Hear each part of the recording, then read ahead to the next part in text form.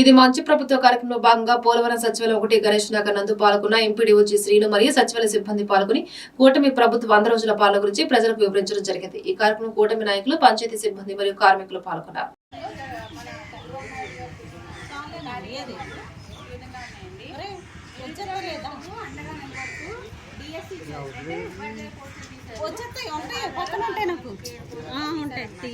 అలాగే పింఛను GPS కెమెరాలో ఉంటాయి నుంచి 4000 చేశారు.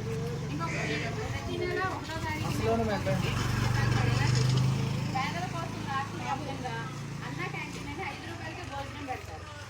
అది ఓపెన్ చేశారు. నెక్స్ట్ ప్రజలకు నిద్ర లేకుండా చేసిన ల్యాండ్ రీఫిలింగ్ యాక్ట్ అనే దాన్ని రద్దు చేశారు చంద్రబాబు నాయుడు. నెక్స్ట్ విజయవాడ నగరంలో వరదలు మనకు తెలుసు. అంత వరదల్లో కూడా ఆయన ఏం చేశారంటే నిద్రాహారాలు మాని ప్రజల కోసం ఆయన మొత్తం అదంతా కూడా పర్యవేక్షిస్తూ వాళ్ళని సంరక్షిస్తూ చేయడం అనేది మనం చూస్తున్నాం. ఈ 100 రోజుల కార్యక్రమాలు ఈ విధంగా ఉన్నాయని తెలియజేస్తూ పాంప్లెట్ ఇస్తున్నాం.